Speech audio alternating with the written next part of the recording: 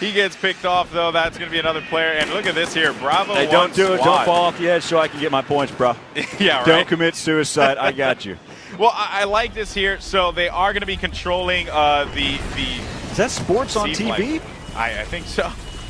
Hey, man, what do we got on TV right now? But you want to know what, though? It is the skyscraper is coming down 100% here. You can actually see, though, that there was a little bit of an altercation up top, but it is definitely going to be raining death and destruction. And look at this, Alpha 05, 10 kills, 2 deaths. I like that a lot. You know, of course, in the armor, in the tank, good positioning, and here comes the skyscraper.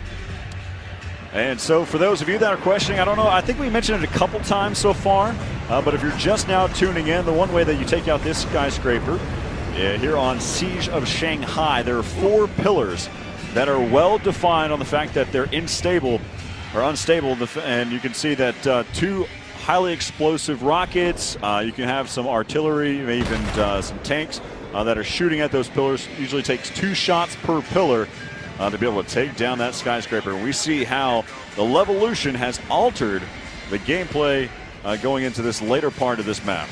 Yeah, and again, you know, to bring up the dust that is brought up because the building coming down here, you know, that is the thing that you have to keep in mind, how it just dramatically affects gameplay.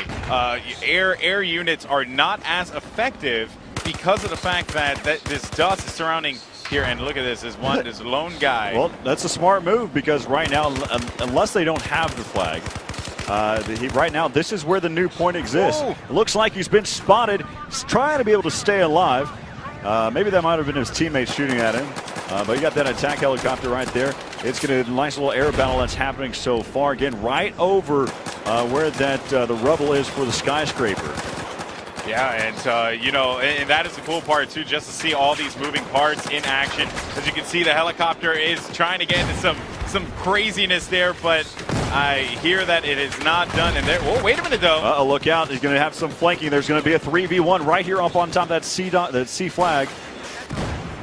And as we see, you know, the thing that I really did like about that push there was they came from the sea, right? It was not an airdrop or anything like that. It wasn't anything that would kind of mess them up. They maintained their position, came through the sea. No one expected them.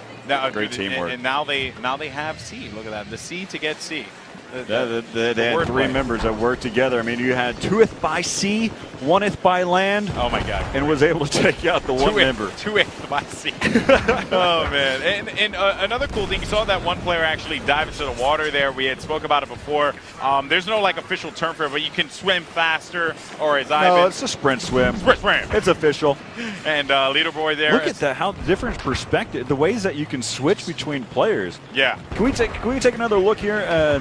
I know that we're kind of watching some of the in-game stuff, but the spectator mode stuff is great.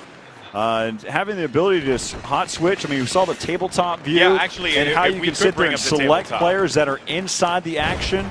Be able to pick a player there. Also, you can look at a player that's doing incredibly well, picking up numerous kills, and watching from their position by going through, holding down the tab, showing the scores, and selecting which player that you want to see at that point. That's just those are great ideas already being put into play in this pre-alpha version of Battlefield 4.